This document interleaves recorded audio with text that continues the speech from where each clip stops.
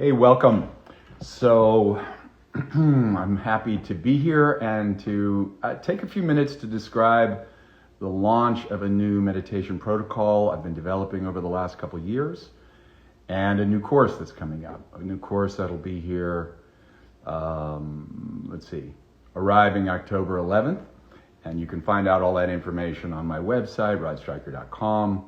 Okay, so what I want to do is just give you some introduction and a bit of an overview into this protocol, because it really is the culmination of quite a lot of different things. In short, it all began a few years ago when I began to inquire into some fundamental questions and some, I think, challenging ideas around meditation. And to the point that I really wanted to begin to uncover was, why is it that you can meditate and still suffer in many of the similar ways as the way people who don't meditate suffer? In other words, you can meditate and still be gripped by fear, by anger, by sadness and grief, and even by shame. And so I began to find myself turning outside of some of the traditional approaches to meditation, many of which I think probably a good deal of people listening to this will know that I have taught meditation and practiced it for more than 40 years. So the questions were really quite fundamental. I kind of wanted to go back. And where I found myself trying to answer that question was really first acknowledging that fact that you can meditate and yet still be full of judgment and withholding of compassion, and I'm talking about to ourselves. This is how we not only see and relate to the world, but we also how we relate to ourselves. And how these feelings and emotions and really our history as personality, our life, the strong impressions of our life, how they kind of hold us in place. So I found myself turning to neuroscience and a little bit more into Buddhism than I had dipped previously, and still understanding much of what I found value in meditation practices. So let's begin just by briefly describing that there are two fundamental approaches to meditation. Number one is the samadhi-based practices. So mantra, watching your breath, for example, and then there's a whole plethora, a whole canon of methodologies that we'll call Tantric Kriya practices. The basic orientation to that is to focus the mind on a particular object. That's really super traditional approach to meditation. You pick an object that you believe to be meaningful, important, centering, something that holds your mind steady, and the intention is to bring the mind to that point. So if you're meditating on some idol or divinity or a particular quality that you want to embody, your intention is to more and more bring your mind there, eliminate the distraction. When you get distracted, keep going back to the object of your focus. And that's one of the traditional approaches to meditation. Ideally, you progress through various stages of concentration until concentration becomes effortless. But one of the issues in that methodology is, you'll notice, it's while in the process of turning towards something you determined is ideal, you're turning away from the field of the world and the feeling of your own emotions. The other methodology, which in a way is a bit of a turning toward, you could say, is mindfulness.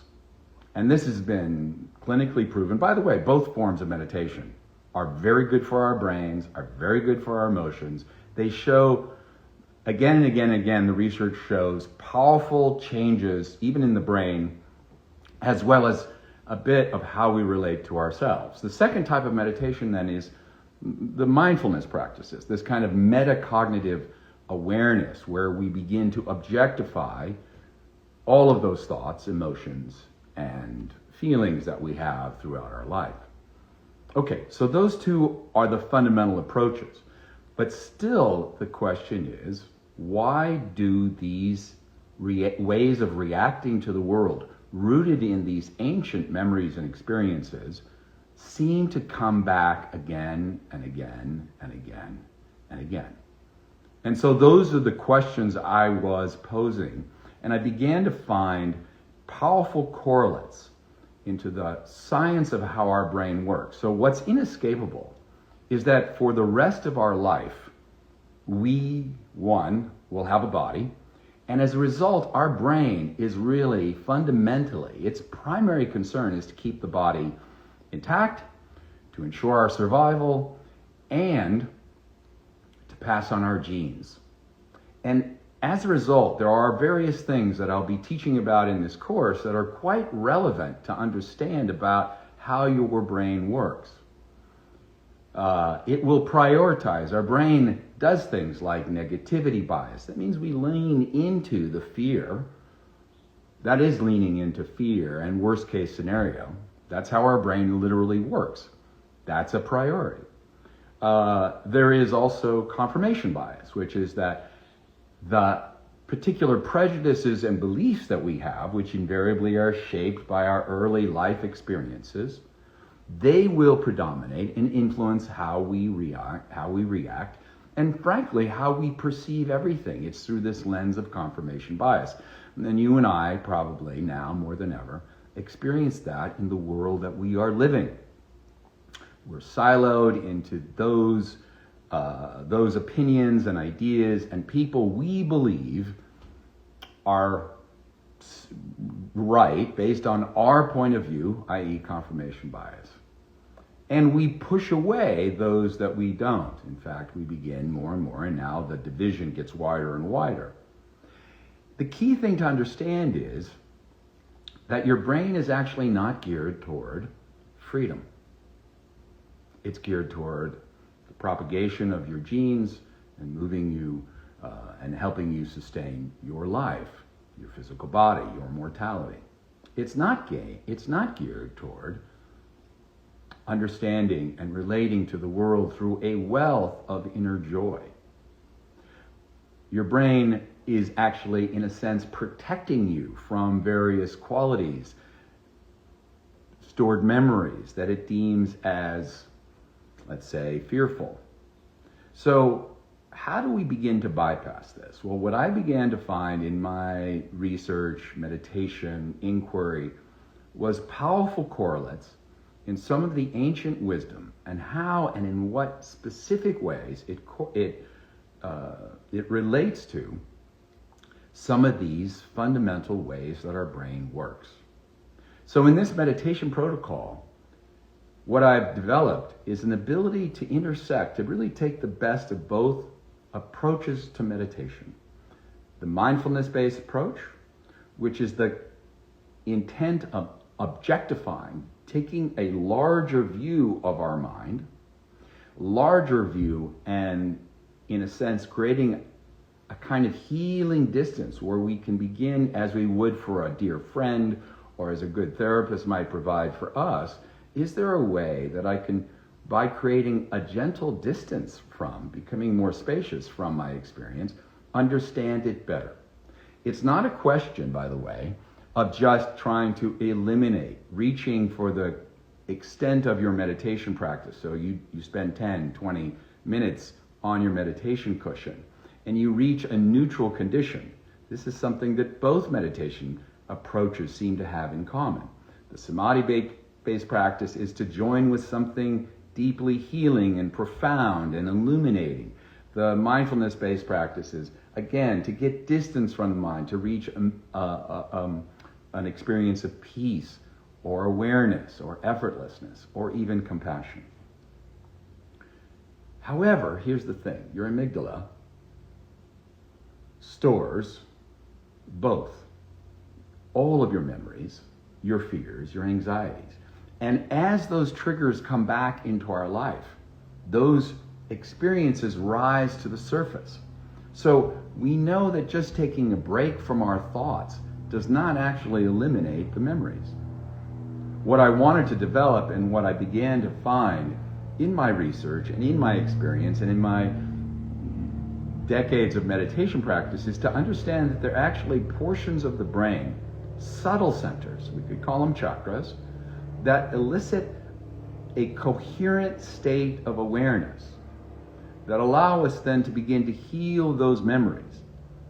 In modern psychotherapy, based on this understanding of the brain, there's different methodologies that we can begin to use as guideposts in this practice.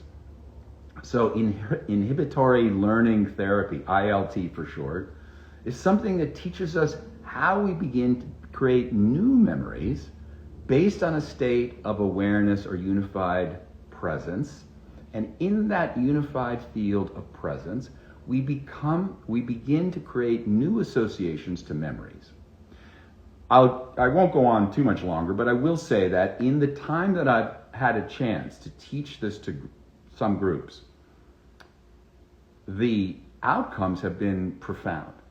Someone who was there, who served in the military and had other traumatic experiences in their life, said, as a result of the practice, this is the best they had felt, in lieu of the deep-seated trauma that the person had stored. Remember our trauma. Remember that our history. Remember that the triggers that elicit for us fear, vulnerability, insecurity, anger, those memories become embedded. And something called our default mode network. You know what it's like when we begin to ruminate. We get a little space away from our phones, away from a particular task. We begin to cycle through feelings and emotions and patterns. This is not unusual. It's part of literally how the brain works. We fall into this habituation, not just of action, but also of feeling, of our opinion, of our beliefs. And it's really this unique methodology that allows us to very carefully begin to view those patterns that are troubling, that are imbalancing, that from which perhaps lead to weeks, months, years of struggle, that we can begin to create new patterns that literally are rewiring the brain and freeing the mind. So, this is all about an explanation of a new meditation protocol that I'm launching October 11th, a new course. I'm super excited to share it with people because I do think it can make a huge difference in how we not just relate to ourselves, but how we relate to the world. I am mindful of the fact that the ancient tradition points out a couple of key things. Listen, why do you do practice? Why meditate? Why do yoga? Why seek out better health? Ultimately, it's not about living longer. It's about living better.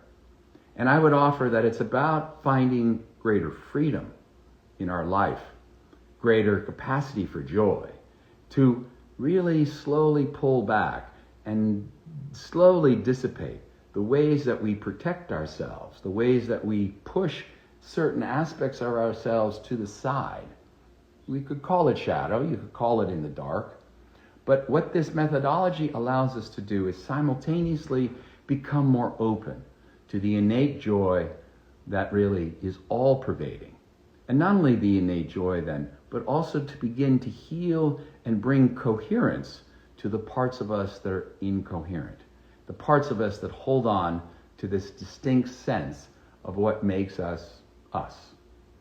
So there's some fascinating things in neuroscience, there's some fascinating things in quantum physics about time, about the past, about future. And as we enter a state of coherence, we begin to see some of the misconceptions that our brain creates in order to keep us safe. Remember, your brain is not programmed to find freedom. It's not programmed to find joy. It's not programmed to ultimately taste the promise of one's innate being. If we can find and establish a state of coherence, and by the way, there are these areas in the brain that through this meditation protocol you will access, and I can teach it to you fairly quickly. However, the course that I've designed is meant to walk you through the various stages. And 4 live streams. In each live stream will be about 90 minutes. We will meditate together, but more importantly, introduce you not only to the curative aspects of this meditation, as well as the neuroscience that supports the methodology, as well as some deeper understanding about what is self, what is memory, how do these things actually function, how are they meant to help us, and where do they fall short in allowing us to unleash creativity, capacity, and a greater sense of joy and freedom in our own life. In the end, what I hope to do is to share this methodology with you. I will say that I believe that the more coherence there is in the world, not only will it impact us individually, but perhaps, through this methodology I'm calling Luminous Coherence, we can not only be better with ourselves and for ourselves and serve ourselves in a more authentic, holistic way. When we understand that what coherence is, and we have this profound experience, this awakening to the state of coherence, then there are solutions for every problem. There is understanding where there was misunderstanding. There is response where there used to be reaction. And instead of reacting from history, we can respond in the moment. We can step into flow consciousness. Life can become more effortless. And we begin to sense that we are being guided by coherence, by unity awareness. And we can actually turn to the parts of us that are incoherent. The parts of us that continue to struggle. The parts of us that we push to the side. Push out and beyond the periphery. And so my goal with this methodology is to help share this wisdom and to light those of you who are interested up, help you establish a feeling of luminous coherence, and as a result, be freer, be more joyful, be more fully you. Okay, so I hope it's a bit of an outline to the course.